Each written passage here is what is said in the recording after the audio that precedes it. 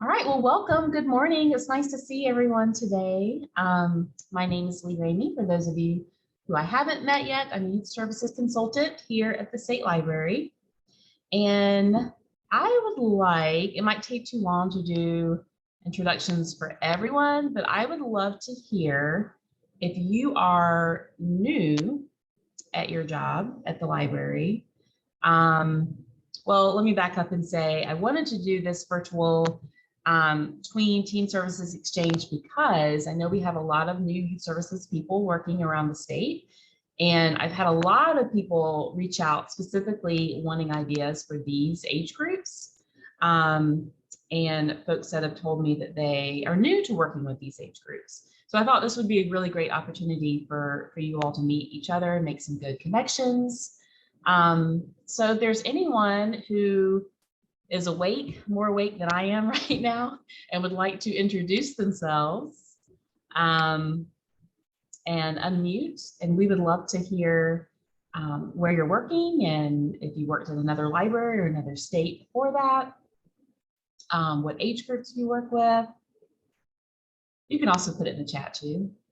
Does anyone want to tell us, introduce themselves? I'm kind of putting you on the spot. Can you hear me? Yeah. Hi, Molly. Okay. My name is Molly. I work at the KC West Columbia Branch Library in the Lexington County system, and as of September, I'm working with teens and tweens. In addition to doing like all ages story times and some outreaches, so the teen tween aspect is still pretty new for me, and I'm excited to hear what everybody's doing. Great. Yeah, thank you, Molly. Let's see, and then we have Sarah and Calpins at the Spartanburg County Public Libraries. Welcome, Sarah. Anyone else want to say hello? Hi, everybody. Hey. Oh, sorry, you can go ahead. You go first. I love your hair. Purple is my favorite color.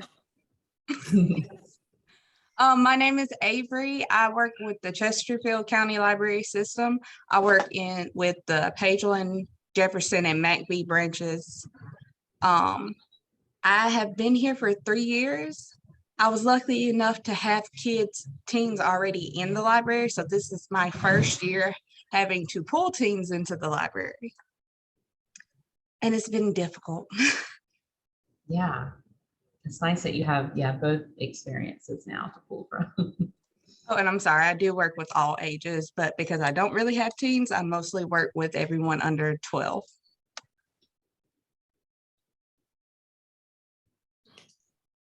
All right, Karen.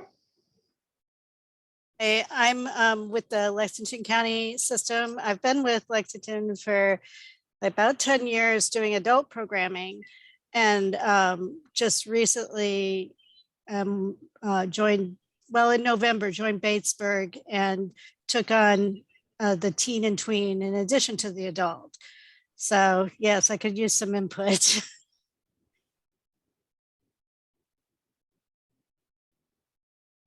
Hope everyone brought some really good ideas to share with the group today.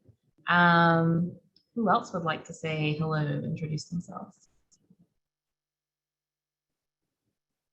And I said new, but you don't have to be new. Anybody can say hello if they want to.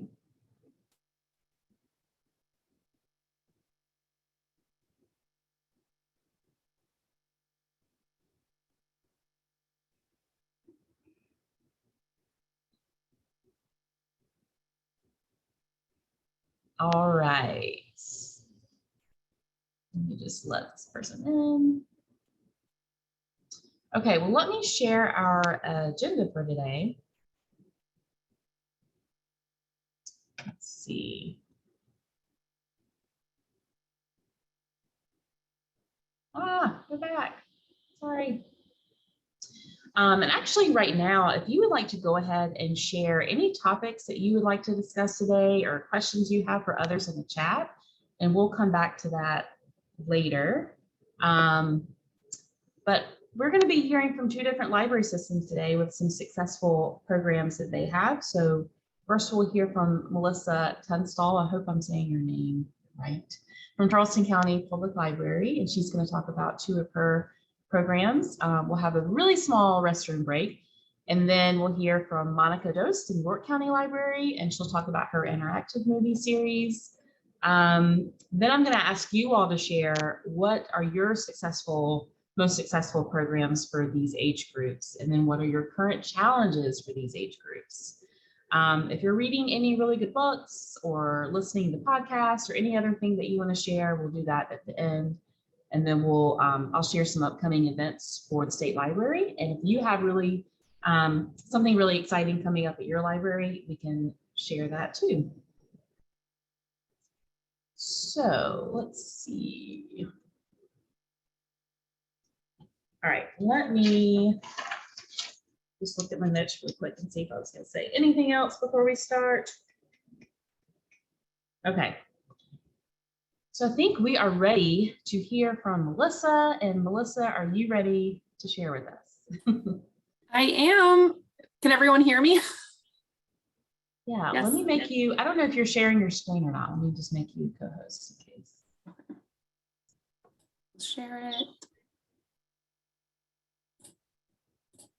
And just. Oh, and hello, Jessica. I see you in the chats. Been here for over 8 months and took over Tweens in February. Where? There it is. Okay, can everyone see this great Canva PowerPoint? Yes. Okay, so I am Melissa Tunstall, and I work at the Charleston County Public Library. I am at the main library right now. And I've been with the system it'll be 7 years in May. And I have mostly been in teen services, young adult services. I did a year as a children's librarian. And then I also was at the Wando Mount Pleasant Library for about 2 years and helped to open that one. And that was in the young adult section. So that's kind of just like my background. 2 of the programs I'm going to talk about are the Inbetweeners program and Battle of the Books. And I'm going to start with Inbetweeners. And this program started in about 2018. So it's been an ongoing program. And it's for grades 4 through 6. And it started really as a way to like bridge the children's with the teen services. We were finding that we were missing those 4th through 6th graders. Like the 4th and 5th graders were like, oh, I'm like, the children's stuff is just like a little too young for me, but they weren't able to come into our teen space. We keep that just for 6th through 12th graders.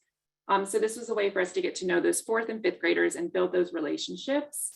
And then also some of the 6th graders were like, I don't know, these 8th graders, or it's like, this is like a new space, I'm not really comfortable. So we could really work on those relationships and make sure that they kept coming back and they felt comfortable and they felt like the teen space was their space and they had some like ownership in it. So what we have found that works is we keep it for grades 4 through 6, a consistent time. So for us, it's always been on Wednesdays. And currently it is on the 2nd Wednesday of every month. But that can obviously is flexible with what works for your spaces. We also try to have it in a neutral space. So we're fortunate at the main library to have a separate children's and a separate teen space. But to make sure that both age groups felt like this was something that was just for them, we book a meeting room or the auditorium so that they have a space where it's not like the 6th graders are like, oh, I have to go down to like the kids section. I outgrew this. And the 4th and 5th graders don't get to come upstairs to the teen lounge and be like, I want to stay here forever. They do. But so that's kind of like why we do the neutral space. And one thing that we always do, which I think helps, is we have book talks. So we have one, again, we're fortunate with our staffing. So we have one children's employee and one teen employee who hosts the program. And that, again, is a great way to just like mix the age groups and make sure that there's relationships being formed on both ends. But we do book talks at every meeting. And so we choose 3 books from our children's section and 3 books from our teen section. And they are all like middle grade books or late elementary school books. And this has actually been like very successful. I'd say like 9 times out of 10, at least one of the books that we book talked is checked out like on the spot. So it's a great way just to also like kind of up your circulation. So kind of why we went through this, it's like to bridge the gap. This is a picture from like, let me do my math, like 5 years ago. Bridge the gap between those age groups. We found that, you know, 6th grade is also when parents kind of let their kids decide what they want to do. And so some 6th graders were like, I'm not going to keep coming to the library after school. Like I'm going to go home, or I'm going to do this or that. So we wanted to give them a reason to come as well. It builds relationships, which is key with working with this age group. And then I'm kind of repeating myself, but just for us, we were missing programming for our late elementary school and our early middle school students. It was, I felt like we were really focused on the older like middle school teens that we were getting. And sometimes the 6th graders just kind of got pushed out. And it was also just like probably a little shyness from them, not wanting to like participate with the older teens. So this way they have something that is just for them. Some things that we do, it can be like low budget or high budget. So for programs, it can be like crafts. So we had tons of yarn once, and we made these yarn dolls and had them like make origin stories for them. That's in the picture. It's probably dark and you can't really see. Right here, they're little yarn dolls. We've done it with games. So we have, you know, exploding kittens or taco goat cheese pizza, whatever that game is called. And you just go and they play, and it's a great way for the kids to like interact with themselves and like build relationships with themselves as well and build those friendships. At the Wando Library, they did an after hours program. And this was like, I was not involved in this, but so I'm like tooting their horn in there. But they did something that was an after hours program. It was a mystery program, and they filmed different like scenes, vignettes through the library, and had them like have the kids solve a mystery of Sherlock. It was a fairy tale mystery. It was really, I'm forgetting the details, but that was great. It was more expensive of a program. There was snacks and food and then like sets that they had to create. So it was timely and then just a little bit more money. So it can go like a gamut. Some things that we're excited about is like this year, we're going to do a graduation ceremony for our 5th graders. So they're going to come from the children's area into the teen space, and we're going to play a graduation song. I'm really hoping it's the Vitamin C graduation song, but it might be Pomp and Circumstance. We'll see. Is that the name? It is now. And so this was, yeah, that's kind of the Inbetweeners program. And then I can like ask, or we can do questions at the end, because we're going to go into Battle of the Books now. And we just did this program. It was on Saturday, and it was our first time ever doing it. And again, this was for grades 6 through 8. So we're really honing in on that middle school age group here. The main library is right across the street from like K through 8, soon to be 2nd through 8 school, maybe 3rd through 8 school. So like that's our sweet spot, is that middle school. So this was a system-wide program, and we worked with, there were 3 libraries. It was the main library, Heard St. Andrews, and Wando Mount Pleasant. So we had 3 different areas. And we were approached to do this by a parent. Their child had done it in elementary school, and there wasn't anything that they could see for the middle schoolers. So we were like, yeah, let's do it. And we took it on.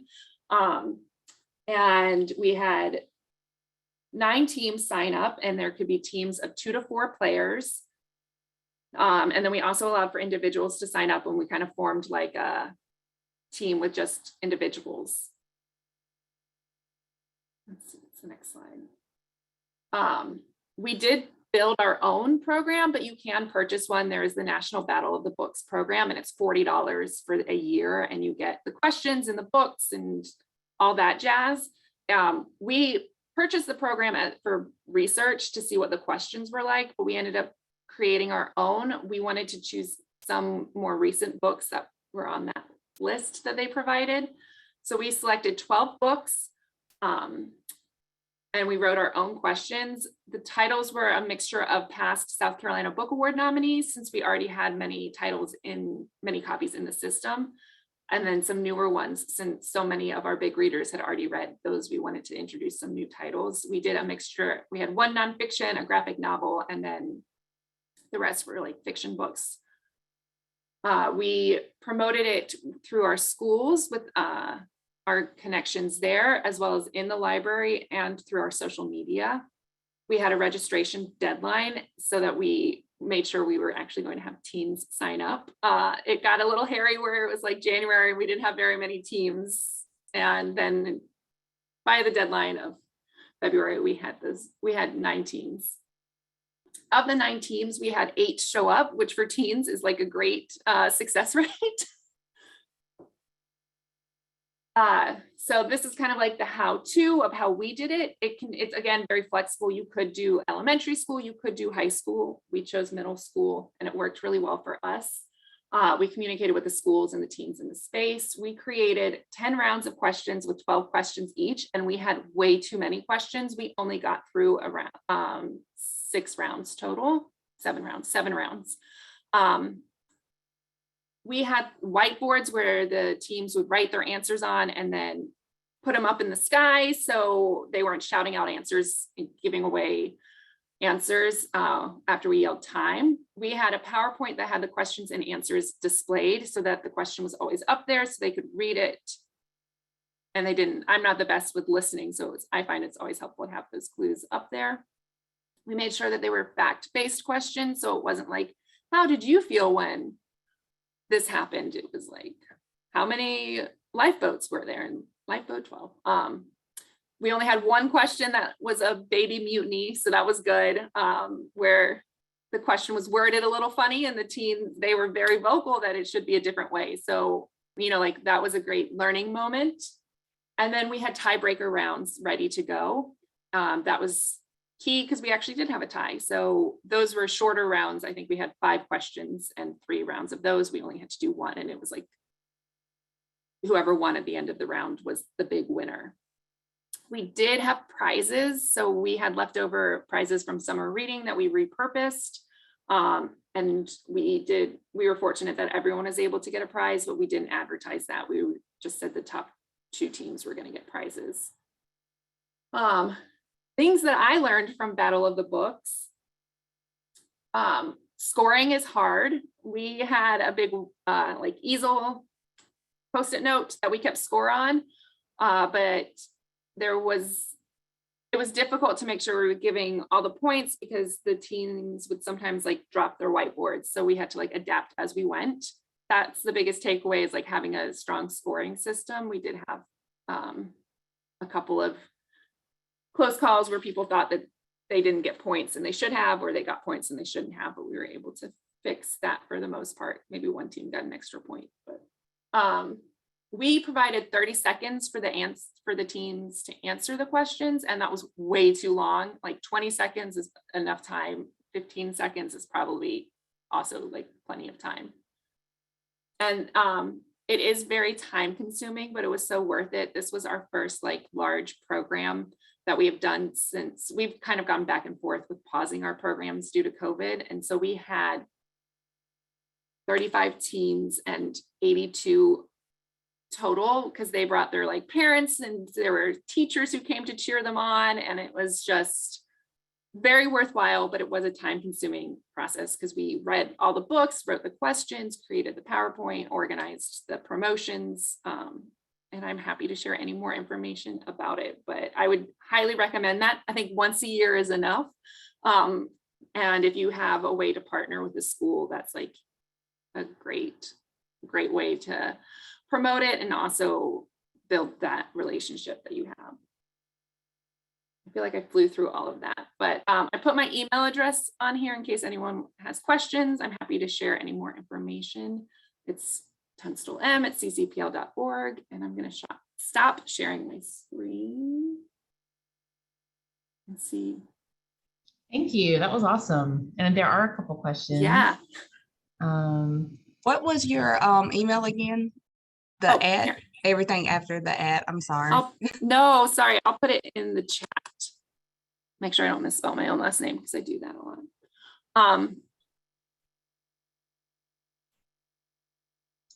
Let's see. I think there were 2 questions. The exploding kittens idea. So that it's a card game, and for that, Molly was the librarian who hosted that program for the Inbetweeners.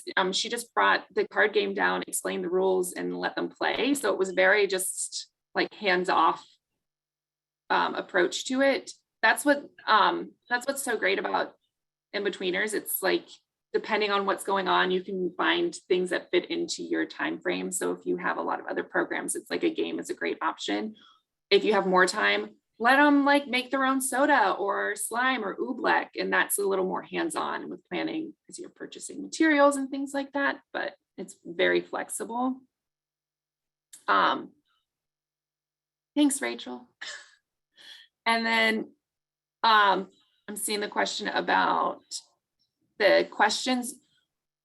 They were open-ended, like short answer questions. So it wasn't A, B, C, D, but they had to like complete the question. The questions from the official Battle of the Books website, they were all the same, where it was, they would describe a scenario and you would have to like put the title of the book that it was describing. And I think those are good options. We just thought that might get repetitive, repeating that over and over.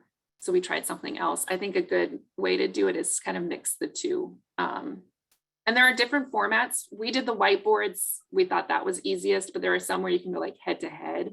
There was one where it's like a relay race almost, where you have the team set up at the end of the back of a room and they have to run, and the first one who gets to the front gets to say the answer. And that just seemed like a lot of incident reports with blood and skinned knees. So we did not do that, but it could work.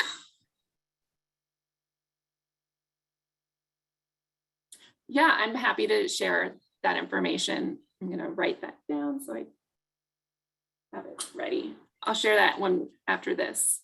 If anyone else wants it, just definitely let me know. I know. Thank you. And then I had a question. I can't remember how many people you said hosted this program, planned it, or planned. There were 4 totals. There was one from each of the libraries that hosted it. So from Heard, one from Wando, myself, and then we had Darcy, who is our teen system coordinator and works at our support services. okay. And definitely like more, this was a program where the more people, the better, 'cause it helps to like break up the workload and reading the books. Because I will say we didn't read I didn't read every title on the list. I just read the ones that were assigned to me. Which Yeah, that's a good idea. I think What the other teams did that a lot. questions? Sorry. No, sorry. I was like, the teen teams seem to do that too, because you'd hear them being like, Jessica, that's your book. Do you know the answer? We did have one team who really wanted to try and sabotage the other teams. So they started to like maybe loudly say incorrect answers. That we had to kind of remind them that sportsmanship is a good quality. They were the team. It's always one. What other questions do y'all have for Melissa?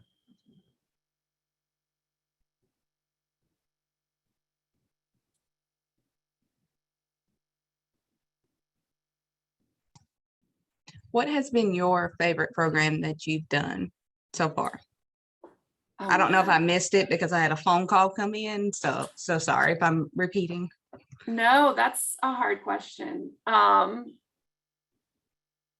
think Battle of the Books is going to be in the top for me. I think the time that it happened was really important for like my motivation.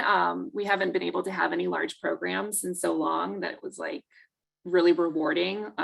Teens were so thankful and grateful, and it just like, it meant a lot because it was a lot of work to go through it. But I love Inbetweeners. Let me think of ones that I haven't talked about here. We have done a book camp over the summer for summer reading, where it's a week long, and Rachel Hall works at Main Library and she's on it, and she's also hosted a few of these, but it's a week-long program from like 10 until 2, 5 days a week during the summer. And you do like bookish activities, and we visit all of the different departments in the library.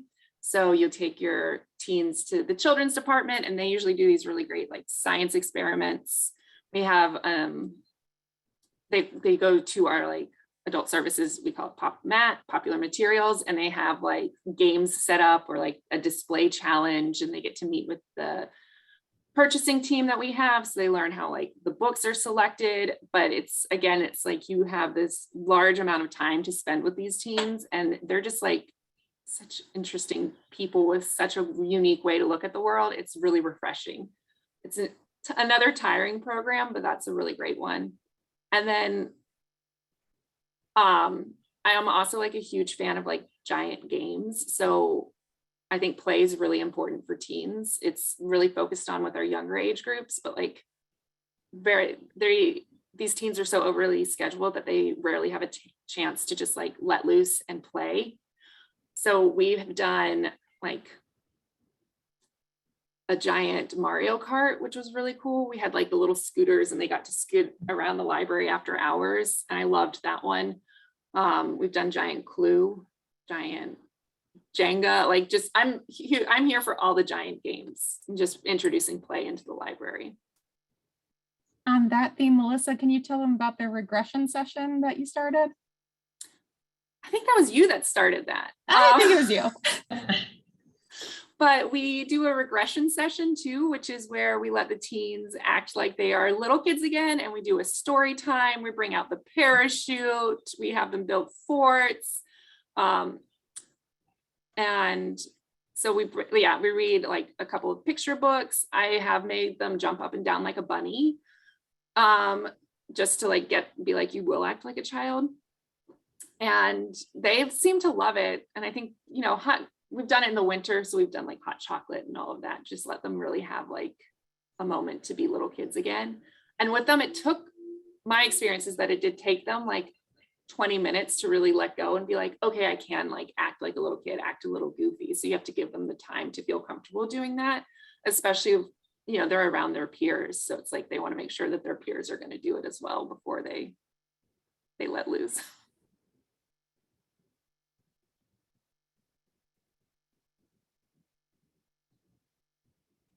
I think that's like really beautiful. And I was gonna ask, what has been your most effective way, I think, to the teens and tweens that have come to your programs? How are they finding out about it? Like, what seems to work the best? For us, it's really like word of mouth, I find, or like they come into the space and we tell them about it. And we're fortunate with our location that we have a large after school crowd. Another thing, we do have an email list, which is great. And that usually goes to the parents. So the parents sign them up and bring them, which is huge too, since, you know, so many of our teens are you're not able to commit to things and get reliable transportation there. They commit, they can't always get there. So that newsletter. And then one thing that we do have we have like a communications department, and they handle our Facebook promotions. And we know Facebook does not reach the teens, but again, it does reach those parents. So that's a good way. And then outreach with the schools is huge. So like, again, COVID has made this extra difficult because for us, like our schools, sometimes they let us in and sometimes they don't. We're hoping that for summer reading, they'll let us in again this year. But for most of this school year, they haven't allowed any outside visitors. But like being able to build those relationships with your teacher librarians so they can help promote it, because they're seeing readers, they're seeing people who are already coming into the library, whether it's to look for books or just they need a place to hang out, like they can share that information.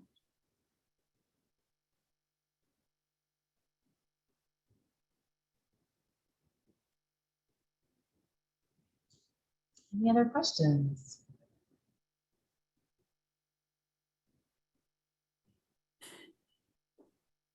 Yes, Valerie, thanks for the reminder.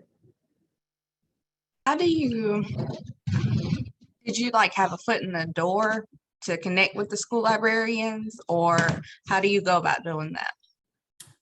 A little bit of both. So since I've started, we have really grown our partnership with the Charleston County School District. So that's helped a lot. But I feel like I can be maybe overly persistent and just make them pay attention to me. So it's lots of emails. And I think sometimes you can send an email just being like, I'm here if you need any help with anything, and that'll just like be deleted. So if you have like a specific idea to really get your foot in the door, at Wando, it was a brand new library, so we didn't have any of those school connections. And what we found helped was like, we started a lunchtime book club with the middle school that was down the street.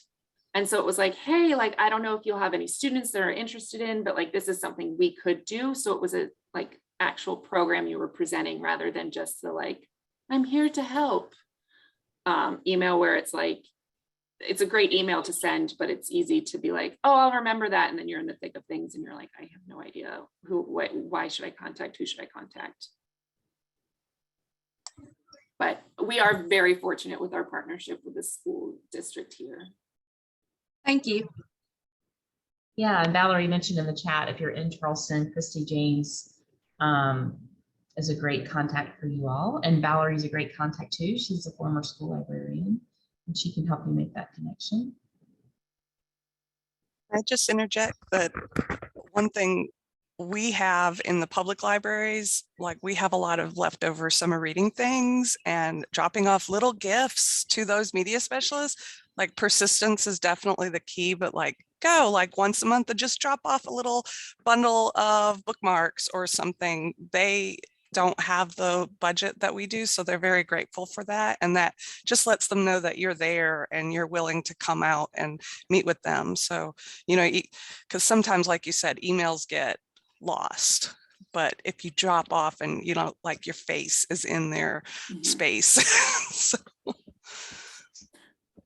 And if you don't have leftover like summer reading supplies, one thing that we do is we create our own bookmarks that promote our programs. So you can even like do that. We use Library Aware, but there's some like Canva has a great option to do that as well if your system doesn't have like graphic design sort of paid program. But that way, just like if you don't have any money to spend on extra supplies or anything like that, something, it's just paper that you're printing to drop off. And again, you're getting your face in there.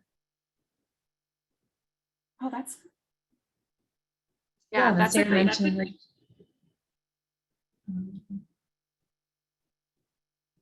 Oh yeah, that is a really good idea. Sarah, do you want to say any more about that? Yeah, again, not I can't take credit for it. This is one of my great coworkers, Sophia.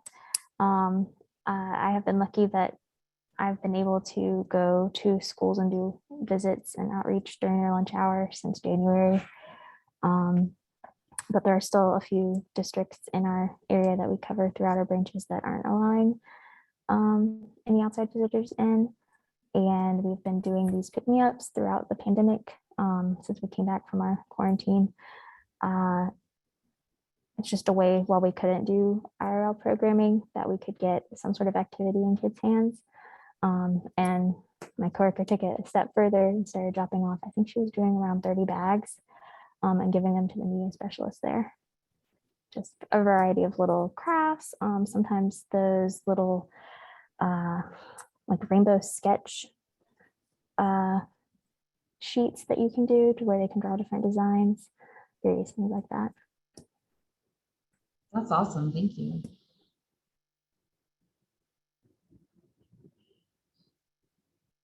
All right. Well, thank you so much, Melissa, for sharing those awesome ideas. I was in Charleston yesterday, the last 2 days, for some site visits, and I didn't make it down to Maine. There's so many branches in Charleston. I have to go back many times to get to hit them all, but there's just so many wonderful things happening down there.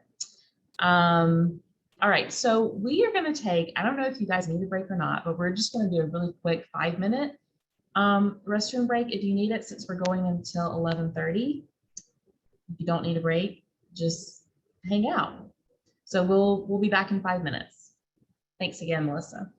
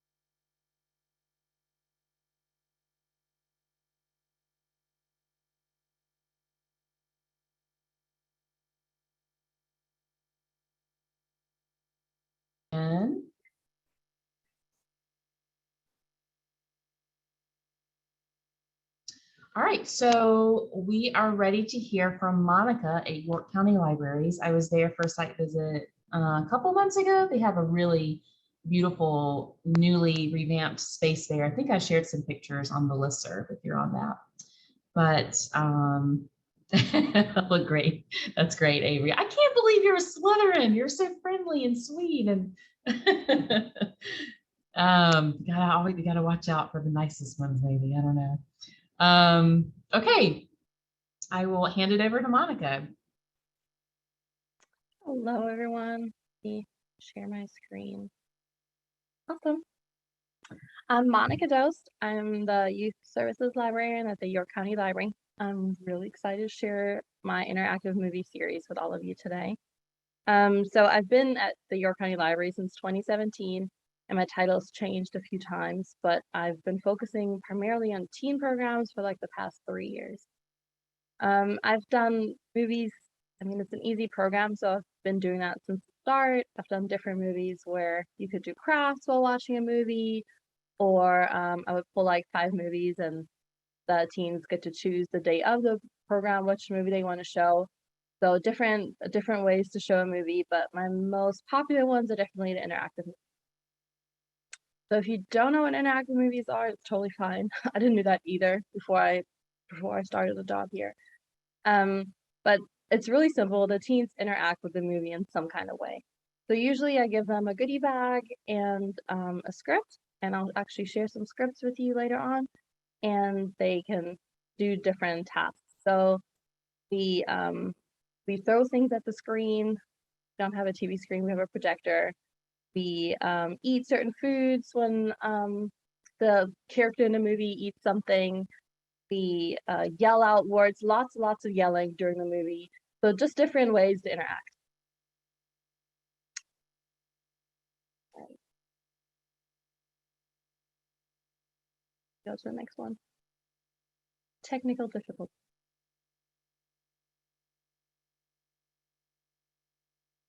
So I'm currently sharing my camera, and let me hit present one more time. Oh, because I'm all the way in the back. That's all. All right. So how to start? So it's really simple. You choose your movie. So we're really fortunate to have Swank licensing. If you don't, know what your license is, definitely check with your system. It could be a different one. You can also buy a license, or you can also buy a license for like one specific movie. It can be a little expensive, so I would definitely check.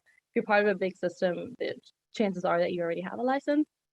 So based on that, it's gonna depend on what movie you can show. I always want to show a PG-13 movie because I always think PG movies are like kiddie, but I'm totally wrong because the teens love PG movies. They always want to watch animated show and any animated Disney Pixar movie. They just love it. So my coworker actually put a poll on our Discord channel and on our whiteboard, and just kind of asked the teens, what kind of movie do you want to watch? So that has been a great inspiration. Some movies that I did not think they would want to watch, chosen from, so that's great. And then also, depending, if you have a script, you're going to watch that movie twice. If you don't have a script, you might end up watching this movie up to 3 times. So I highly recommend watching a movie that you don't hate. It really makes a difference. If you're interested in a movie, it's going to be a lot more fun. So there is, I think it's on Teen Services Underground, there's a list, Google Docs with different scripts that you can choose, and I can share that with you. I'll have my email at the end. You can find a bunch of scripts online. You can modify those, or you can make your own script. And making your own script is really easy. I'll talk about it in a couple minutes. It's really not scary at all. Most of mine are actually, I just made them. So you create your script or have one already. We make those goodie bags. It's just lunch paper bags that I do, and I just put a bunch of items that they need. Everybody gets their own bag, and then you can decorate if you want. So the good thing about interactive movies is you can, be as involved. It can be really time consuming. It can not be. It can be really expensive or really inexpensive. I've done both ways. So it really is. It depends on what you want to do. So you can do these interactive movies with all budgets, and the teens love them. So we've had. Since the pandemic, we're limiting our spaces, so I only let 20 in. Sometimes I let a couple important, but we have had our waiting list full, so it's definitely a popular movie. I wanted to share some movies that I've done in the past in case you would like a script. You can just email me and I can send it to you. But I've done Harry Potter because I love it. Fantastic Beasts and Where to Find It. I actually showed that movie 2 weeks before the second movie came out. So a lot of teens wanted to watch the first movie to, remember everything that showed up in the second movie. And it was an ideal marketing. I didn't really have to do a lot of marketing for it. We've done Avengers, The Emperor's New Groove, which was one of the teen suggestions, actually. The Nightmare Before Christmas and Hocus Pocus are my favorite movies, so I've done those like a gazillion times. The new Cruella, Princess Bride, Wall-E, and Twilight. And then coming up in April, I'll actually do Alice in Wonderland, the Johnny Depp version, and then Detective Pikachu in May. And then for summer, I wanted to do Luca, with the summer theme, doing the Oceans of Possibility theme. And then Harry Potter 3 to 5, because they really, really want us to do more Harry Potter movies. And then one more ocean movie, which I'm not quite sure what to show yet. What that's going to be. I just wanted to talk you through how to write your own script. So the easiest way is to already have a script and just kind of modify it and just make it your own. That's really the easiest way to do it, and I've done that a lot. But if you don't know how to do it, if you don't have a script, but you have a movie that you really want to watch, that's usually how it ends up for me. Just watch the movie. And I highly recommend doing that, even if this is like your favorite movie and you've watched it 1,000 times. I highly recommend watching the movie before you show it. Just, remembering that you're showing it in front of teens. Because a lot of movies, they end up not being like super appropriate, or you're gonna sit there with 20 teens and watch these movies. So I definitely recommend watching the movie before you show it. And then also, so when I write my own script, I just split screen my screen. I watch the movie on one side and I just have Google Docs open and I just brainstorm. Now I'm really fortunate to have a great coworker, and anytime we have like downtime, 15 minutes here or there, we'll watch a couple scenes of the movie and kind of talk it through. But I just jot down ideas like iconic moments in a movie, like, oh, what could I do there? Or if there's a reoccurring theme, often like they say things repeatedly, or you have like a certain symbol that shows up, just jot that down as you go down. Funny moments, sometimes just like a laugh out loud moment, jot that down and like take a note of it. A random idea. So we, not every movie, but a lot of movies, anytime it rains or water is splashed, we get our spray balls and you can pretty much prepare that they're gonna get sprayed with water during that time. Like they already know. And then see what supplies you have. So I know we've talked about summer reading prizes, so I've done a lot of those leftover prizes. I've used those. Or have Nerf guns. So every other movie will have Nerf guns out at the movies. So we'll shoot at the screen. Only works if you have a projector. Don't do this with your TV screen, but I'll have some suggestions of what you could use. You can still throw things if you have a TV screen. And then also think about your space. So I've done interactive movies of several different branches. So I've had rooms that were really small and crowded, more intimate. So what I would do is like during scary scenes, I would turn on like a fan. They would get a little chill and they would look around like, what's happening? Or, you could turn on the lights real fast, like a jump scare. But I've also, like here in our main branch, where I've done most of them during the pandemic, the space is really big and open, so it doesn't really work that way. Instead, I can, they can jump up and down, or they can move seats a little bit. So definitely think about what space you have too. And then something else to do is ask somebody who loves the movie. So in the fall, we watched Princess Bride, and I'd never watched it.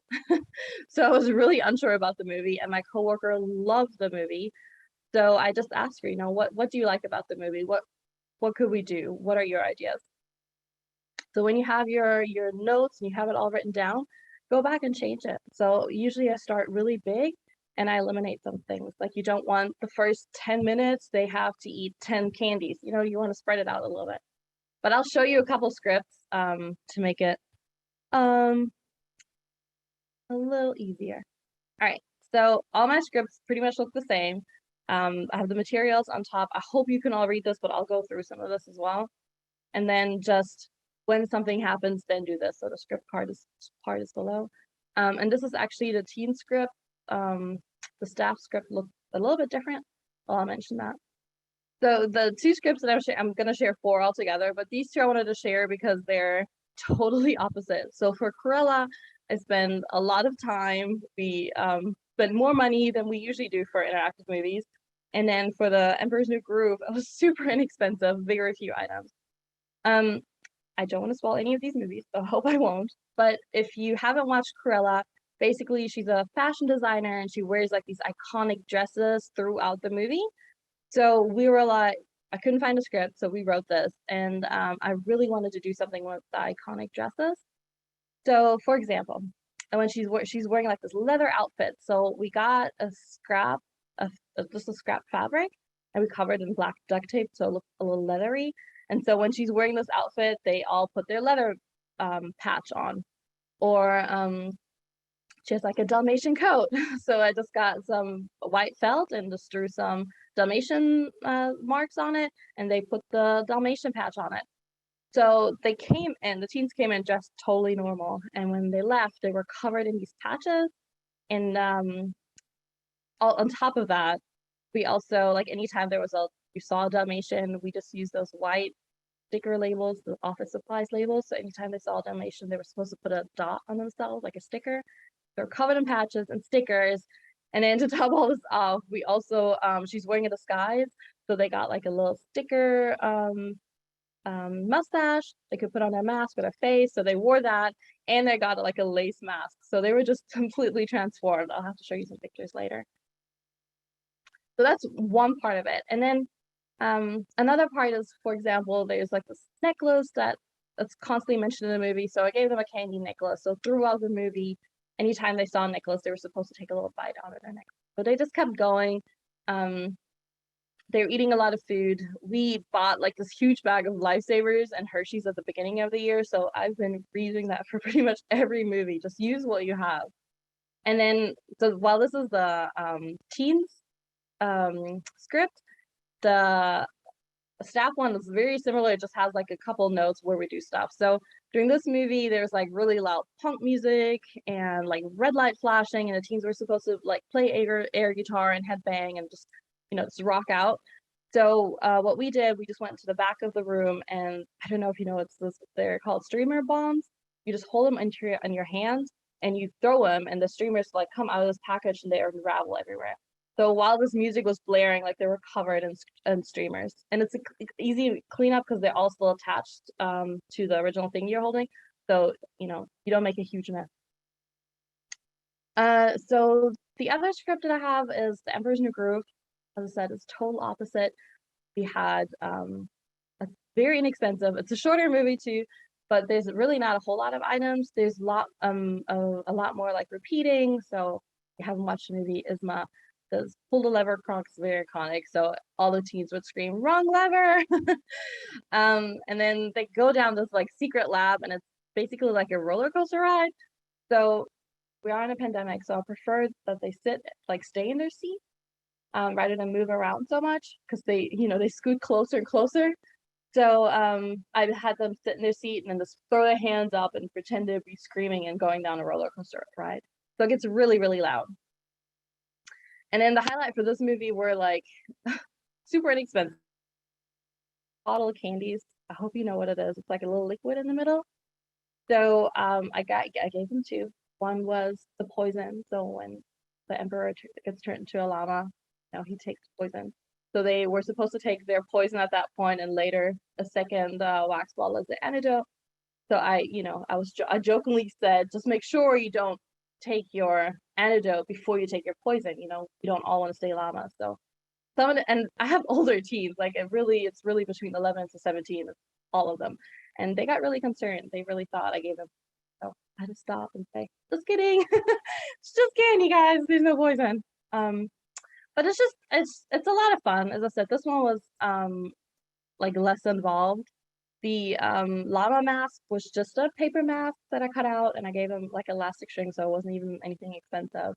And then the shoulder guys, it's just a dowel and a piece of paper, and one side had like an angel emoji and the other side had a devil emoji, and so they just put like the shoulder guys around. And I have 2 more scripts I want to share with you. Twilight. So we did Twilight in February, and honestly, I'm not sure if I ever do this movie again because it was the teens their hormones were just going rampant. So we did it because Netflix had Twilight out last year, and a lot of our books were checking out. Like, it was really weird. We actually had to put more into our system because so many kids were asking about the Twilight books. So we're like, okay, well, let's bring Twilight back, I guess. So so the iconic part of this movie is, of course, being Team Edward or Team Jacob. So for some of the movies, I make little buttons or little pin buttons they can keep. And so for this one, I don't do it for all, but for this one, I did like half Team Edward and half Team Jacob buttons, or little pin buttons. And it's just a generic werewolf and a vampire, and it just said #Team Jacob in case they wanted to wear them. You know, it didn't have a picture or anything on it. And I put them in their bags, and I split them 50-50, so random. The idea being, Jacob shows up. Whoever had a Team Jacob button would, you know, make noise or whistle, and vice versa. But it didn't turn out that way. They were so excited. So anytime Jacob came, there was this awing and gushing at this movie. And anytime Jacob was there was just like, it was hilarious. It was just, I guess, secondhand embarrassment. I don't know, but it was a lot. My supervisor actually did this one with me. Again, just use what you have. Scrap paper. So I let them throw stuff at the screen all the time. So we just bundled up like scrap paper and just threw that at the screen. And then a lot of yelling in this movie again. And as you can tell, I usually give them a little bit of candy. So 3 to 5 pieces of candy is what they usually get. So the highlight of the movie was super simple. I bought red cherry Capri Suns. So usually we just serve water, but for this one I got red cherry Capri Suns. And I made a label and it said 100% artificial human blood. And so when, if you haven't watched the movie, it's fine, but Edward the vampire sucks Bella's venom like out of her neck. So when this was showing, they were like drinking the Capri Sun, like drinking blood. So they love this. They were just all over that. And again, Hershey's Kisses. Hershey's Kisses and Lifesaver make appearance at pretty much every movie. And then the last movie we actually watched was WALL-E. This was this month in March. So they got not as much candy as other programs, but they get a whole thing of Twinkies. So it's a lot of sugar, and I try to keep it down a little bit. So for this movie, there's this little robot. Her name's Evie, and she like shoots at random things anytime something scares her. She feels, anytime something scares her, basically she shoots it. So I gave them Nerf guns, which we have for our lock-ins anyway. So they got to shoot the first half of the movie. They just got to shoot at the screen, and like I gave them like 10 Nerf darts or whatever. And then whoever sat in the front, kept shooting, and I went around and gave some more out. So they clean it up. So it's not even that you have to clean this up. They know that if we have any Nerf guns out, it's part of cleaning. The most important thing is just to make sure that they have their goggles on. So it's a little nerve-wracking as staff because you have to go around and make sure everybody constantly wearing their goggles. You don't want anybody to get hurt. But other than that, again, I have them jump up and down, like move around a little bit to do things. And as I mentioned earlier, if you don't have a projector, so if you're using a TV screen to show this movie, that's totally fine.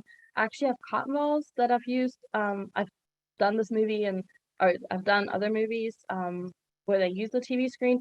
So I would just have them throw cotton balls at the screen or even just up, just so they're showered in cotton balls. So there's different ways to interact. All right. So so my movies are all after-hour movies. Or at least the ones I've done now in the fall and the spring. We love after-hour programs. They're super popular. We always fill up. So, but with the pandemic, we just didn't feel comfortable having like 40, 50 teens in our building. At least we were trying to still kind of distance, like we are still trying to, it's really hard with the teens. So I'm only letting 20, most I've ever had was 25. In. We set up the chairs and kind of way to get around. If you can do this movie, you don't have to do this movie after hours. I've actually for the summer I'm not going to, and I've done them in the past where they're not after hours. If you don't, just make sure it's an enclosed area because this gets really, really loud. Like they get really into these movies. So I highly recommend just being sure that it's not too loud for the rest of your library. And then also if you do it after hours, just make sure that your electricity, your AC, all that is not set on a timer. Had that happen in the past where all of a sudden the room would get too hot. So just make sure that that's set up. And then we have to do permission forms if we do after hours or PG-13 rated movies. So keep that in mind. And then lastly, for our after hours program, we have to have another person. So at least 2 people. So I have a great coworker and a great supervisor, and they actually take turns. So while I'm playing this movie, they come and hang out with me. Do this. Now, if it weren't after hours, I would just do it by myself, and it's totally feasible. So I wanted to show a couple pictures. I'm terrible at taking pictures, but whenever my coworker does these programs with me, she's great at taking pictures. So all of them are thanks to her. The first movie we did back, so, you know, still in the pandemic, but coming back into the library and doing programs again. So my first one was in September. It was Princess Bride. I do all this. I don't do this for every movie. So I did I covered the water bottles to make it themed, and the lunch bag. You can see our lunch paper bags. I actually just put them on the seat. I don't usually put them on the side. And then if you haven't watched the movies, they're rodents of unusual size, giant rodents. So we made them.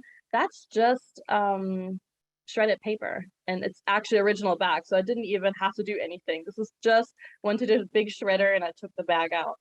And then the stuff is just copy. It's not even the cardstock, it's just copy paper. So we made 2 of them, and then I had Hocus Pocus the next month, and I just reused it and just gave them legs to have giant spiders. So it's an easy way to decorate. It wasn't involved at all. And then this one is Corella.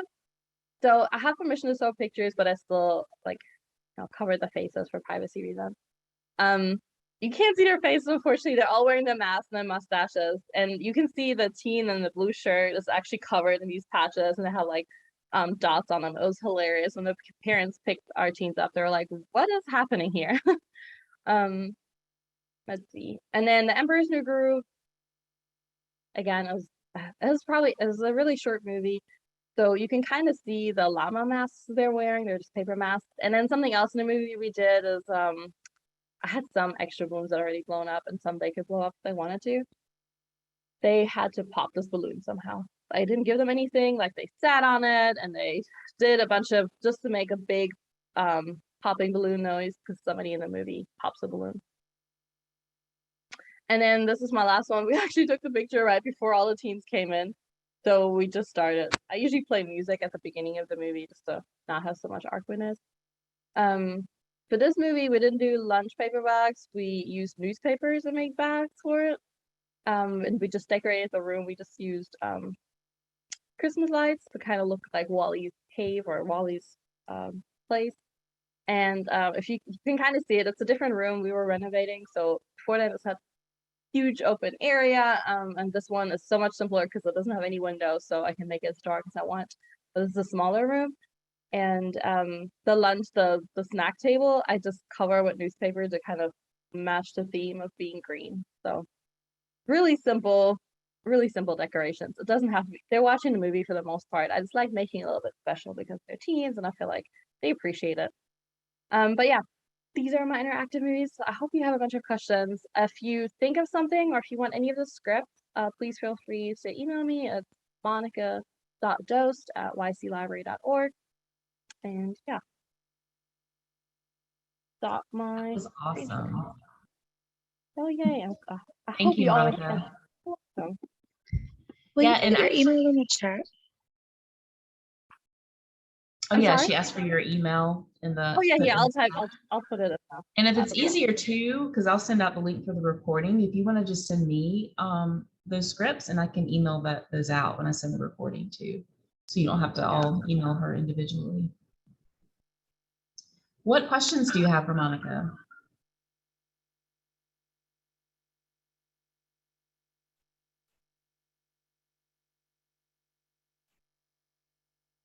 Oh yeah, like Rocky Horror. Yeah, that's the idea. Like the Rocky Horror Picture Show. Just you know. I was just gonna say, I think this gets that the sort of the regression session that was mentioned before, like the knowing that the teens are enjoying even something like putting a colorful patch on their shirt at a particular point in the movie or whatever. Like, it's really good to know that you're getting a big turnout on this and people are enjoying that, because I think there isn't enough play in teens' lives, and so I just think this is super cool. So yeah, not as much a question as just a right on. Yeah, absolutely. They, I mean, usually they start a little bit shy, but we tend to be more silly, so we definitely we scream. So when the scripts are going, we participate too, and we scream as loud as can be. So whenever they see you, just doing this, they just continue. And honestly, they make it there themselves. So I assume that they follow my script, but then they end up doing random things. It's so much fun. And as I said, they're really, it's a really easy and really popular program. There's 2 questions there. First, what model of Nerf guns do you use? So we have a collection. We don't have a certain model. We have some were donated, some were purchased. We have this huge bin at a lock-in. We usually do Nerf gun wars or whatever. So we have a huge collection. Now, what I usually do, I pull out the smallest ones possible, because we have huge ones and it doesn't really work as well if you have a smaller room. So just even just the one shooters, use those. Whatever, you can get your hands on. I mean, that's kind of how we are. So we don't have a specific model. We just use whatever, and they don't all get the same one either. So. Let's see how many team requests. So I take requests, but with movies, but I kind of ended up deciding which ones I wanted to do. So for example, Twilight, I didn't love the movie, and I really, really felt it when I made the script. So my coworker, on the other hand, really liked the movie. So a lot of those ideas were hers, and it really, really helped, because it just wasn't it. I jotted down some of the movies that they mentioned, and like some of those I already had in mind, so it really worked out. And a lot of them, like if I love them, they will for sure happen again. So Nightmare Before Christmas and Hocus Pocus, those are movies that they mention all the time. And so I love doing Nightmare Before Christmas as I don't really love Christmas movies, so that's always my Christmas movie. It really works out. And then, as I said, they've chosen a lot more animated movies. So like in the spring, our group, that was their choice. So and I already know that they want to watch Encanto, and so do I just watched and I loved it. So we're for sure doing that in the fall. It's going to be my spring movie on 100%. And then what was it, Hercules? Super random, I felt, because I watched that when I was a kid. So I was really taken aback that they wanted to watch that. So yeah, we're probably gonna there's really it's whatever I feel like, really, and whatever I think is a good match. I don't know how long do I get to look at the script. So we don't let them in too much early. I open the doors about 15 minutes before the program opened. And so if they're latecomers, they really just peek at the script. My room isn't completely dark. There's always some kind of emergency light or something. And it's also to make them more comfortable, especially if they have shyer teens. They also know to tap us if they need to go, like they can use the restroom, but if they need to step away. So I don't really give them a certain time. We don't go over the script or anything. I do ask if they have questions before I hit start. And then as not always, but for sometimes we'll say like, oh, don't forget to put on your mask, or candy, just to kind of give them a little feedback. But usually they'll see everybody rustling, and the lunch paper bags aren't quiet. So they see their neighbors rustling, and then they look down. So. Can you go over the logistics of the lock-in part, like how many staff you have there for that, and what times again? Yeah, so I mean, our lock-ins basically about 30 minutes to an hour after we, just for teens. Parents know to bring the teens in. They actually have to check them in with me, so it's a little bit more involved. I check in every teen, and I make sure they have their permission slip. and I make sure that parents know to pick the teens up back at the door. And then I check them out, when they leave. So we don't have a set amount. If I have a bigger program, then I need more teens. So if we have like an actual lock-in, then we have more staff members because we have, I think we have about 40, 50, sometimes up to 60 teens. So we have to have a lot more staff member. So I always think, case of emergency, how many teens can you, safely take, like how many teens per staff can you safely take care of? So I usually say about, 5 to 10, depending. So we have a lot more staff members and we use the whole library. For our lock-in, they literally just go in on one room, like they check in and they go right into the room. We don't let anybody wander around. So 2 staff members are fine. 1 person to stay up front to check in and 1 person to stay in the room with them. And same when they check out. Or if, again, like I've had 1 teen that just had sensory overload. So I was like, well, let's, take a seat and let's sit away a little bit. So you have to have 1 staff member that you can still safely like have the program and still have 1 staff member say, oh, we have an emergency, let's step away a little bit. So that's about what it is. But again, I just really, if you do want to do an after-hour program, just make sure that you know like what's on a timer, what's not, like alarm, all of that, just to make sure that you're talking to your director, your maintenance person, and they're not as scary. Like they're really not as scary. And if you're not sure, have more staff members with you the first one. Like teens love them. They're so popular. I highly recommend. Thank you. What other questions?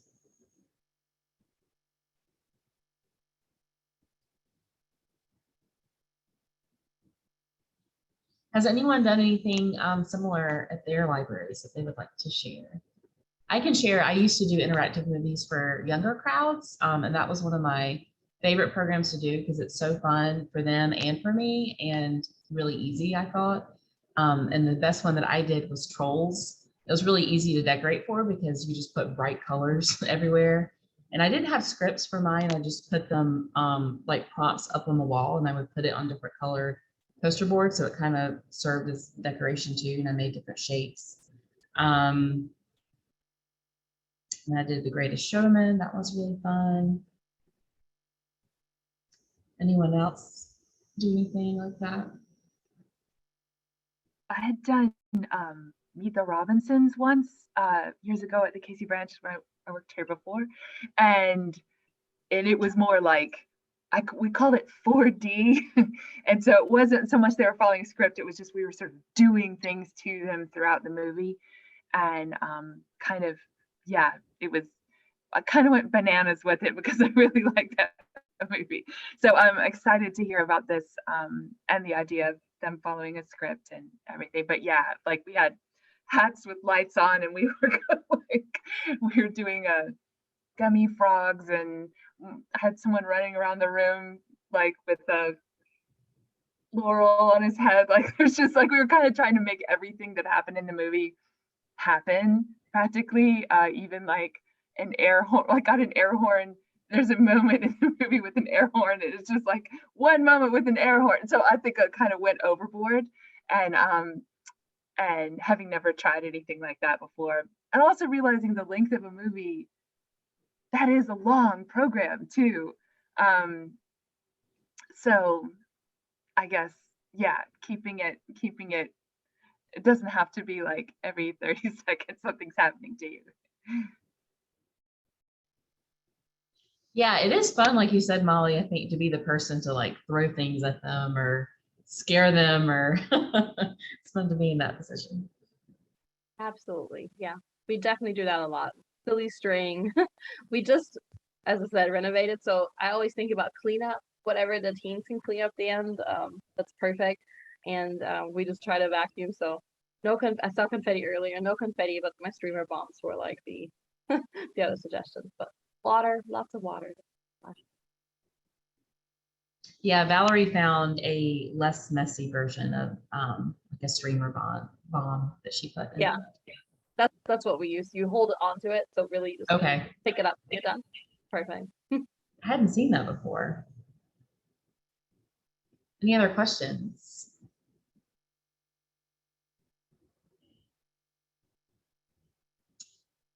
All right. Well, thank you so much, Monica. That was awesome. And I will send those scripts out to everyone with the recording when she sends those to me. And thanks for sharing those.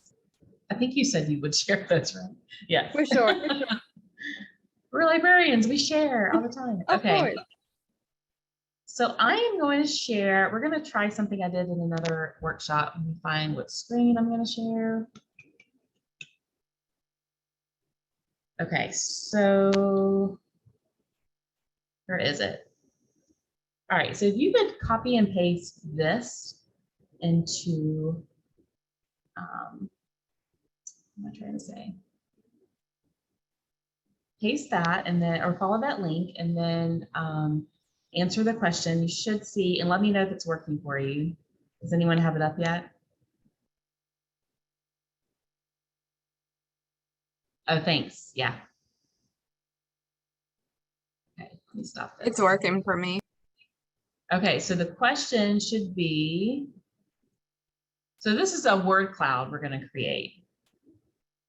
And I forgot the first question. I think what have been your, we talked a little bit about this before, well, with Charleston, but what are your favorite or your most successful programs and services for tweens and teens? And you can put up to 3 choices there.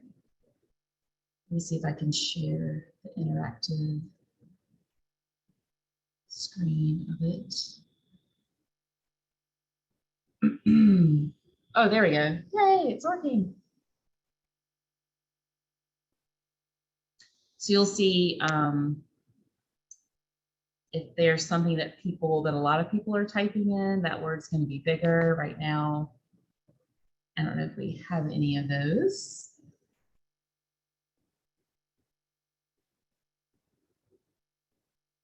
Ooh, lots of good ideas. We'll do a couple more seconds to share.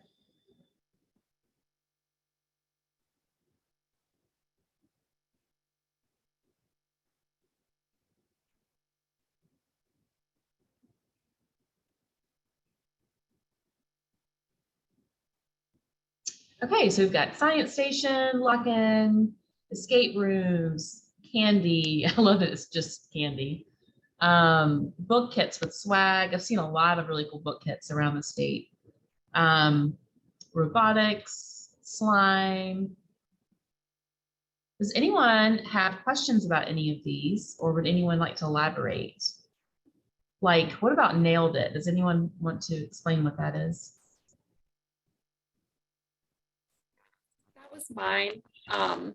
And it's just based on the TV show on Netflix. And so Oh, yeah. we've done nailed it, like where they try and replicate a book cover on a cookie, and those never work out, but it's hilarious to see them try. Or for summer, we're going to do a nailed it with a shark cupcake for Oceans of Possibilities. So they'll have to try and make their masterpiece using, I guess, yeah, just icing and cupcakes. Great. Do any of you have questions about any of the other ones?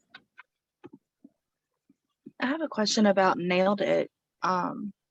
So with COVID and things, like we're not allowed to really have food that are touched by anybody unless it's like a prepackaged thing or it's made by somebody who is like a professional food person. So do y'all have that same rule, or since it's like an individual cupcake and they're doing it themselves, like how are you navigating that? So we also are no longer allowed to like bake our own supplies and share them with teens. So Publix and Costco and I think Walmart, you can buy non-frosted, unfrosted cupcakes. And at like Publix, it's like, I want to say $6.83 for a dozen. So we'll have those, and then we'll use gloves and pre-package like the frosting into little like condiment cups for them to use with that, and then they'll have a Rice Krispie treat that'll be pre-packaged. So because of those COVID, these were actually introduced pre-COVID, but they, we'll continue them post-COVID. It does make the program a little bit more expensive. So we would do like registration. So we also know how many supplies to get. But yes, we have those same, things, and we've switched to pretty much like individually packaged everything now too, which helps a lot with like knowing how many to buy and that there's not as much waste or excess, because we found in the past that they would just take like 27 Oreos when they only needed 2 to make a spider or something, just because it was there. And I don't blame them. Cookies are delicious, but it does help.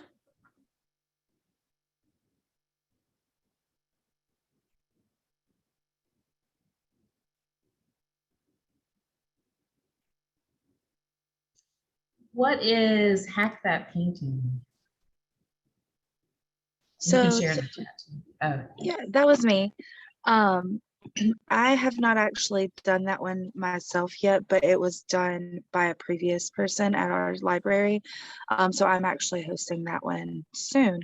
But basically the idea is that the kids are going to have like a pre-made painting of some sort. I'm going to outsource to some of the local like dine and draw things and see if I can get some donated canvases with art, but it can also be done with just a quick picture printed off of the internet and they paint over it. But the idea is to get them to paint their favorite like book scene or something over that painting, kind of incorporate it in somehow. And it's a good way to kind of engage reluctant readers too, because if they're not able to come up with their favorite book scene, then you're able to say, okay, well, paint your favorite movie or your favorite game scene, and then kind of give them a book idea based on what they did like. So just kind of a fun way to, incorporate that. oh, I haven't heard of that yet. What is Silent Library?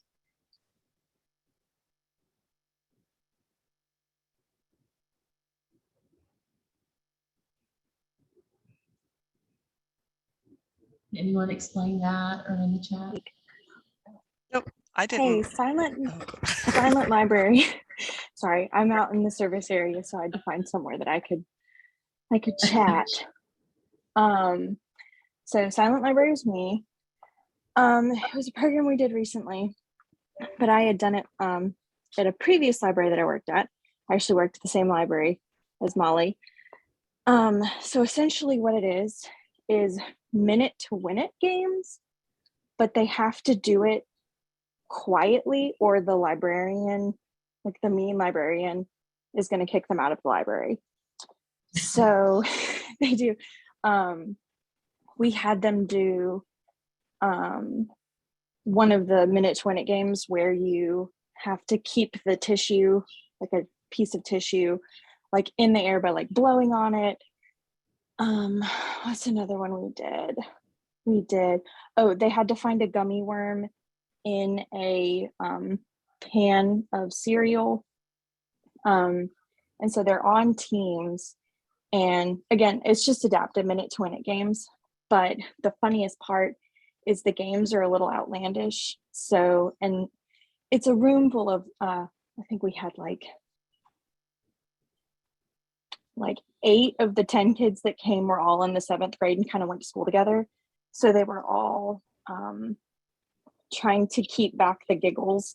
And of course, if you tell kids not to laugh, they're more likely to laugh. So it was absolutely a blast. It was so fun. And I'm seeing in the chat, yeah, it is based off of like a Japanese game show, or like I think one of the clips that I saw was from a Japanese game show, but it's from an older game show. So yeah, it was a lot of fun. And like I said, you can make it as elaborate or as easy as you want. And there are also like cards that go with it. So you either get a safe card or a challenge card. And if you got a challenge card, you're the one that has to complete the challenge. So yeah, it was a blast. That sounds really fun. I'd love to know wrap up is.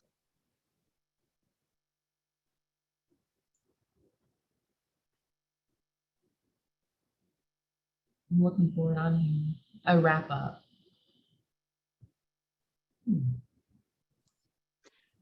That was my fault. It was supposed to be summer reading wrap up. I didn't understand what I was doing. Did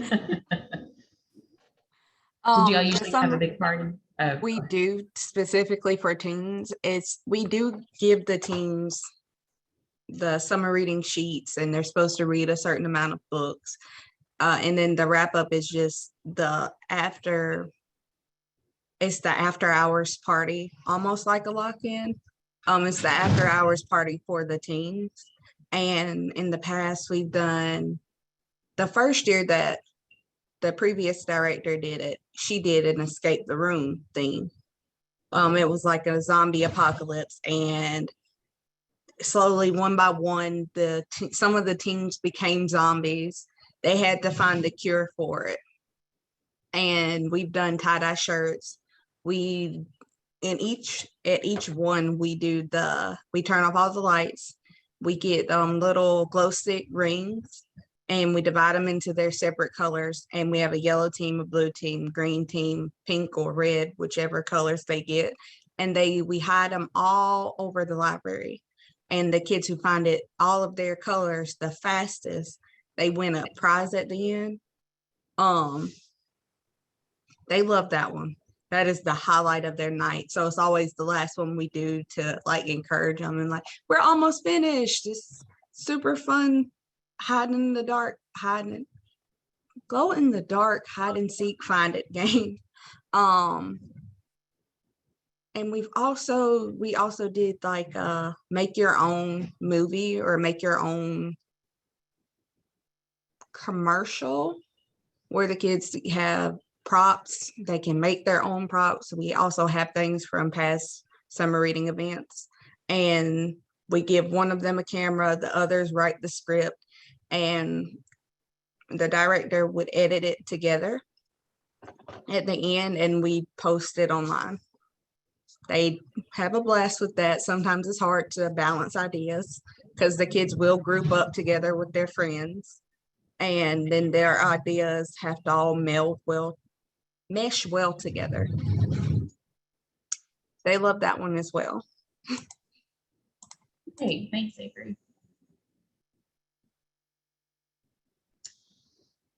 There's a question in the chat about anime activities or ideas they'd like to, or people want to share.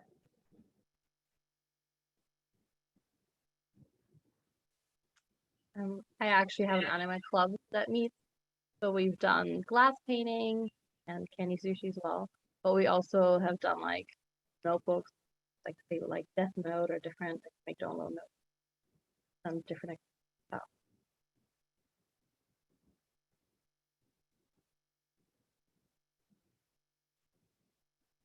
Mock sumo wrestling, that sounds fun. Is that what the big inflatable suits you can get? I did that one time. It was so much fun. And you fall down and you can't get back up. You need help.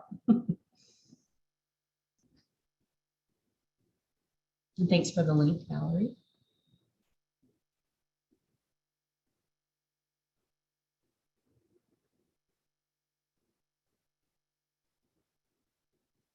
Escape rooms. You want to talk about how they do this?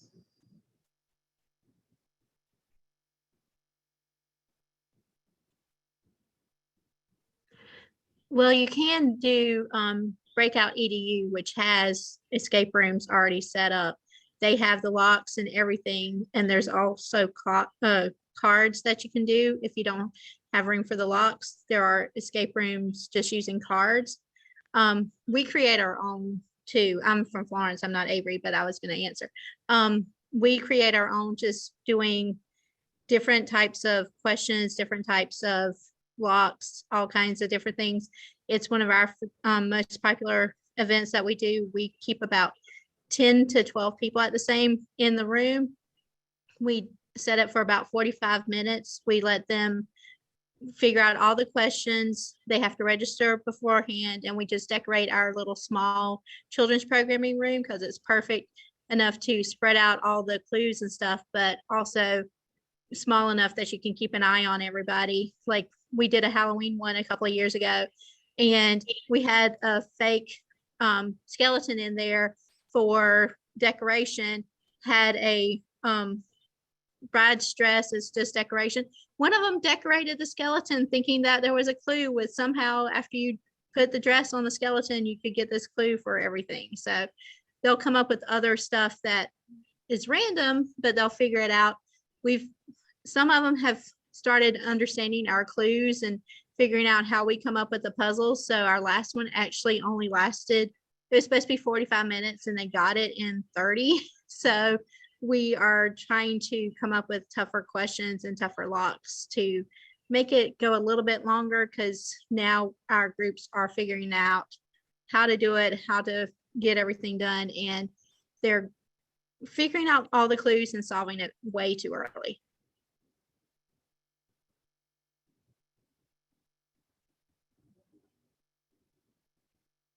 I've never done an escape room, but when I was working in Colorado, this wasn't my library, but another library was doing one, and they took over the meeting room, and the space was like the size, it was like in between a study room and a meeting room, so a really small room. And they decorated it to look like, what's that, the scary movie? Was it Cabin in the Woods? Something like that. Do y'all remember that? I really like that movie, but I can't remember the name. But they got a lot of people because it looked like a movie set, and it was so cool that people just wanted to go in the room and see what it was about. Cabin Fever? No, it was hold on. The Cabin in the Woods. And yeah, if you like scary movies, you should watch that. And it's funny and it's kind of cheesy too, but there's lots of plot twists. And anyway, so it was decorated to look like a Colorado mountain cabin, and very cool. Hi, I'm back. I'm so sorry.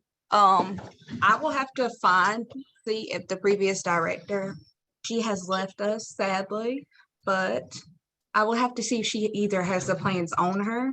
It's a small town. She didn't really leave, but I'll see if she has the plans on her, or if maybe they were on her work computer. And I will get back to you. If you leave me your email, I will email it to you. Whatever I find. Thanks, Avery. You're welcome. And I'm so sorry, we're short staffed, so I'm gonna have to leave the place I'm at and go help out with children's staff. That's what the phone call was about. We will see you later. Thanks for coming. Thanks for sharing all your great ideas as usual. And Sarah posted, let's see, they would divide the meeting room by hanging sheets. That's cool. Good idea.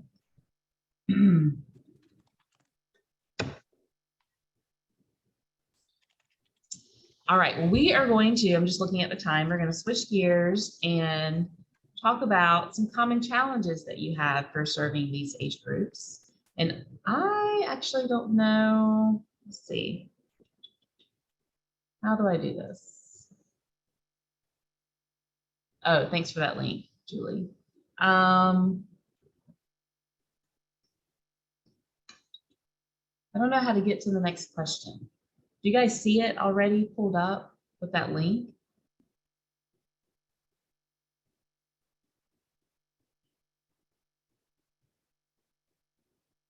Hold on.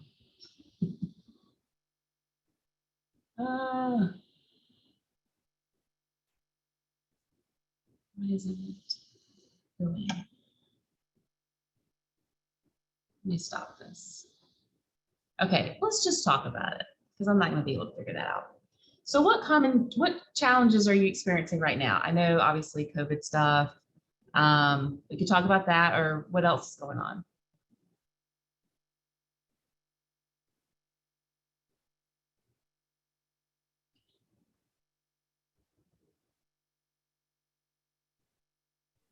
I will say ours is, we don't have a school anywhere near us. So trying to get somebody to show up, trying to get parents to bring the kids is hard, because the closest one is about 5 miles away and at least. And so nothing, we can't get, they all have to be brought into the library, and the parents just can't get them here. And I used to have a sort of core group before COVID, but they haven't come back. And I rarely see any teens in the building.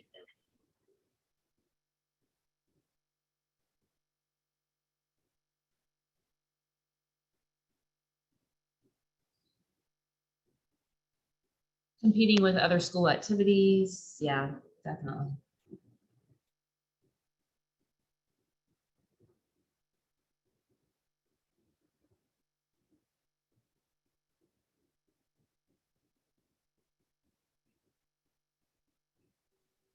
I feel like I'm in the, since I'm only been doing this for a few months, I think I'm in the stage where I'm kind of like putting different kinds of food in the traps. Anyway, just trying to see like what are they interested in doing. And I had like, it almost felt like a mirage. I had like a little group show up for a food science program, and I couldn't help but be a little bit like stunned, you know. And so I'm just trying different things and seeing. So I think that's a process, and it's cool to hear what other people are doing, just to try to see what sounds simple enough and interesting enough to them, not getting too cutesy with my child to the point that they don't know what the program is, you know, stuff like that. So that's where I am. I just wanted to say something about collecting email addresses in order to send out emails about the programs you have going on in the library. I mean, I know this won't really be useful to those of you who are having a hard time just getting the kids in at all, getting them in at all to like stop by your area. But, you know, with like our after school crowd and any teens that come through in the evenings and weekends, we have stuff like a guesstimation station with candy, you know, where they guess how many pieces of candy are in there and they write down their guess, and then they give us their contact information on that guess. And we have something on there like, please check here if you don't want to be contacted about library programs. You know, so that is a really great way that we've gathered email addresses in the past in order to add teens to our email list for programs that we have going on. You know, it's a great passive way to do it instead of just having to like jump out and be like, do you want to be on an email list about programs that are going to come up? You know, I mean, that can be a little awkward sometimes, or the opportunity just might not present itself, but having those passive ways of gathering those email addresses has been really productive for us in the past. I also saw something about teens were like going to this like a Starbucks down the street from a library and not coming to the library. And the suggestion was to like physically go to the Starbucks and promote library programs and do that. So like go to the place where they're hanging out. So if it's not a Starbucks, but like a community center or the school with, they've got like a basketball game, like just going and getting in there and like being like, hey, we've got these cool things coming up, and even asking like, what would you like to see? And, you know, sometimes you're going to get wild answers like motorcycles. And it's like, yeah, okay, that's not going to happen, but we'll try and think of something else. But yeah, I think like meeting them where they are and just kind of like putting your face out there a lot can help. It's hard with staffing because you have to be like in the building too. But just if you can do it every once in a while, it can help. And I also saw with the Starbucks one that someone used to work at Starbucks and said that like reaching out to them for them to come into the library too helps, because they're big on community like partnerships, so that Starbucks would come to your library. I've never tried that, but we might.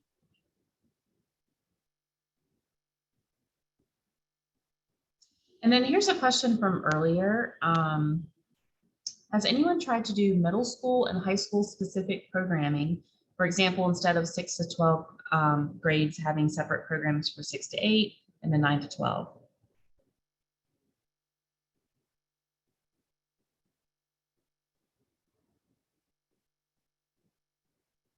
And that was from Kelsey. Does anyone do that?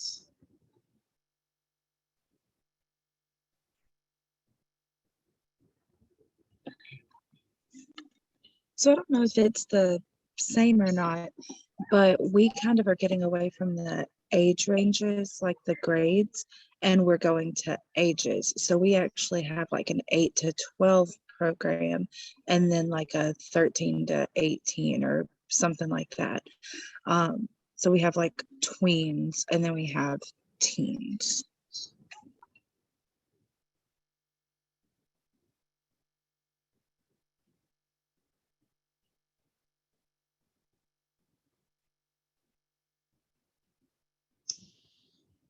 I forgot I was going to share something else. Let's see. Just I asked you guys to send, if you had time to send in some pictures. And I know I asked last minute, only one person sent some in, but I just wanted to highlight a couple cool things around the state that's going on. And I know everyone is doing cool things. So I just kind of went on Facebook and looked that way and picked a few. But these were hurler bees. Those are always popular. And this was from Karen. I'm not sure if she's still on. In Lexington, I think. And then I wanted to highlight Spartanburg. Their headquarters location has a tween zone, and this is the only dedicated tween space I've seen. So I'd love to hear if others of you have this. I thought this was really cool. I think I was there in the morning, so no one was there. It was during the school day, but yeah, I just thought that was really cool. Because I've heard, you know, that I think on Facebook there was a big discussion thread in one of the groups I'm in about tweens wanting to hang out in the teen area, but the librarian felt uncomfortable because of language or whatever else was going on there. And then Pickens County, this is a book club idea, but instead of just discussing one book, it's open to discussing lots of different books. So it makes it a little bit more accessible maybe. And then slime is always popular. We saw that in the word cloud from Greenwood. And then Greenville had a program with a partnership with NASA. I thought that was pretty cool. Horry County, someone else mentioned SAT prep, and then they actually had representatives from Coastal Carolina come and speak. And then Chester County Virtual Coding Club.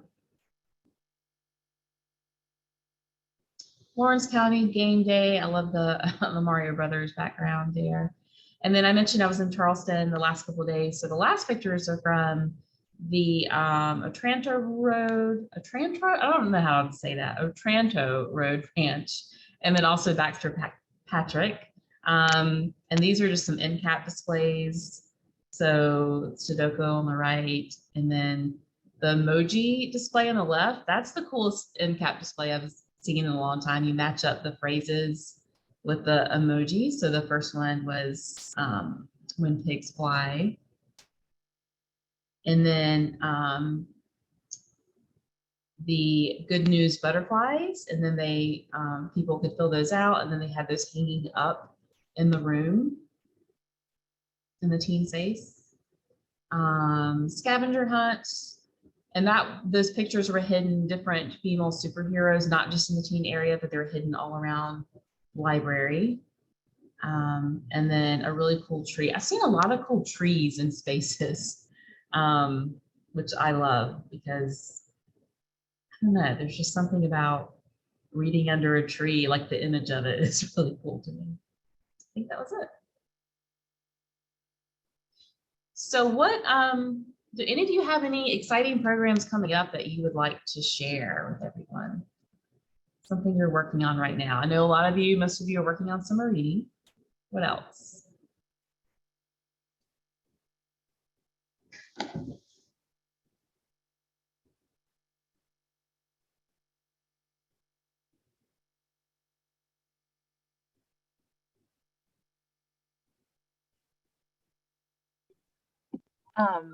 It was kind of fun to try to think of what programs could go along with the ocean theme for tweens and teens. And I'm doing a tween program that's called Lost at Sea. And because we have all of these books about survival, does everyone have this where you have like all these books about all these disaster situations that children might want to prepare for? And so we're going to do Lost at Sea and try to like role play and get the actual information from the books, from our nonfiction section about what you could do if you were lost at sea. And then because we have such a small turnout anyway with teens, I figured I'm going to try to provide I'm going to provide a band setup and try to provide some sort of really basic lesson in like surf guitar, and just try to see if people could jam out, and we will listen to some Dick Dale and just try to like see if we can form a little surf rock band for 45 minutes. So that's some stuff we have coming up. I love Molly. You seem to have like the attitude of like, no, we're just gonna try whatever and just see what happens. And that's how you have to be, right? I love that.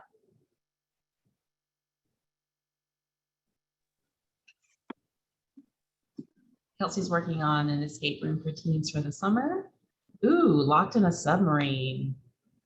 That brings back bad memories of my 7th grade trip to Charleston and having to tour the submarine and then needing to escape because I was claustrophobic. Anyway, that sounds really cool.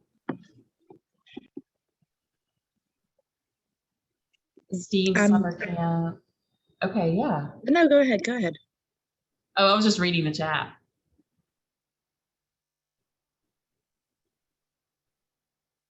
Who was that sharing? I don't remember who was talking. It was me. I just took over in February. I was very part-time before that, so this is like completely new to me. And so I haven't done any programs yet myself, but the ones that I'm doing that I'm most excited about are in October, I'm doing zombie dolls. And then I'm also planning to do like the Anderson County Library World Records, where we try to break Guinness World Records for the tweens. So I think that'll be really fun. Yeah, and I did zombie dolls before. That was really popular. It was somebody else's idea, but we just had a bunch of, in case you're wondering, and I don't know if you do it the same way, but we had a bunch of donated Barbie dolls that we stripped off their clothes and painted them like kind of this weird gray color. And then kids had paint, and we could paint blood on them, or and then we like cut up the clothes, or they could paint the clothes and just make them look all weird. And the adults, the parents that were there, got really into that too.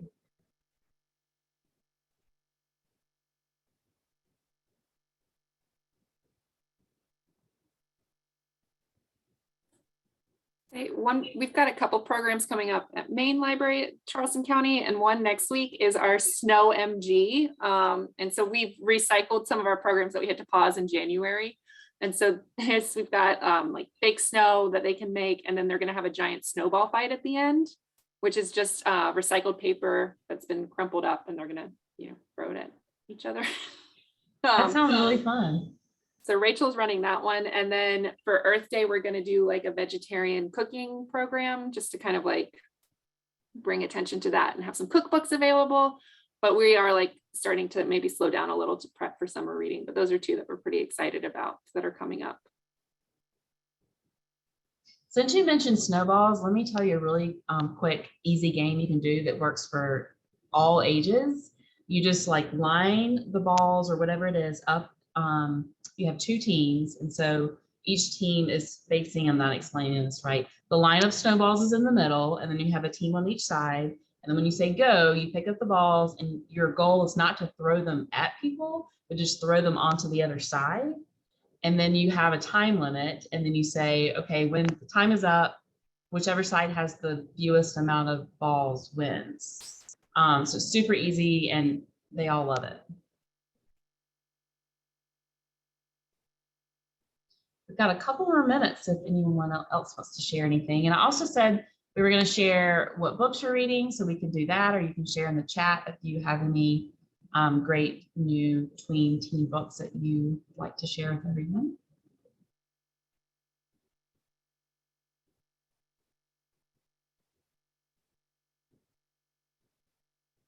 Karen, are you talking to the group? I can't tell because I can't hear you, but I can see that you're talking.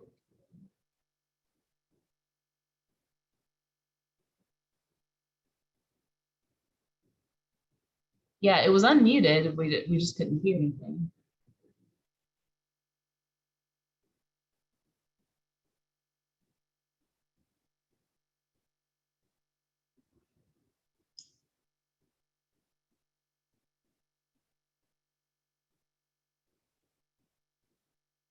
And now you're muted again. So.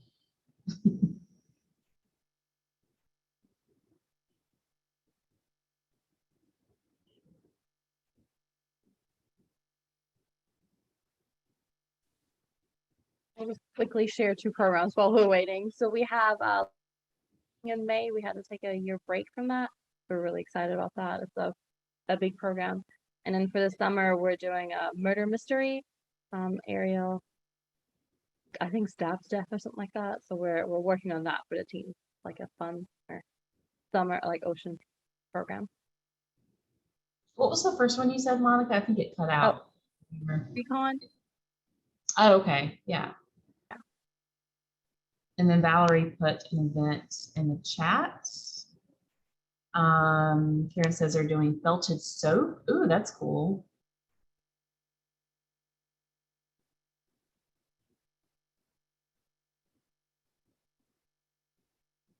All right, well, we just have a couple minutes left. I just want to thank everyone for coming today. I feel like we could probably talk longer and share more things, definitely talk about more summer reading planning. But 2 hours is enough for a Zoom program, I think. So just a couple events that we're doing at the State Library. I know some of you work with all ages, so I wanted to share something for younger kids. Of course, we have our monthly youth services chat, so that's open for those that work with children and teens. So the next one is April 20th at 11. Those are not recorded, so you can feel comfortable to vent if you need to, basically. And then also in April, this isn't listed on the calendar yet, but on April 27th, we have a whole book approach workshop. So if you're doing story times, that's a great training that the Eric Carle Museum of Picture Book Art, I think I said that right, offers. And that's going to be in the afternoon, 3 to 4:30 on April 27th. And then if you're into puppets or creepy puppets, especially the Columbia Marionette Theater, we're going to be taking a field trip there, which I realize might only work for people that live around the Columbia area, but I'm really excited to try something in person. So if you're available, we don't have all the details yet, but it's going to be on May 13th. That's a Friday in the morning. And it will be free. The State Library will pay for it, but we're going to do a field trip to, I just like saying field trip, field trip to the Marionette Theater. We're going to watch their new production, which is The Wizard of Oz. And if you haven't been, it's a really cool place, kind of one of a kind place to visit. And then we'll talk about puppets, puppet tips afterwards, and go get to see kind of a behind the scenes tour of that. So I think that's it. It's 11:30. So we'll go ahead and end here. Thanks again for joining. I'll send out the recording and those links to the scripts, the movie scripts, and any other links that were in the chat. I'll send that out as well. Hope everyone has a great rest of the day and a great weekend. Bye.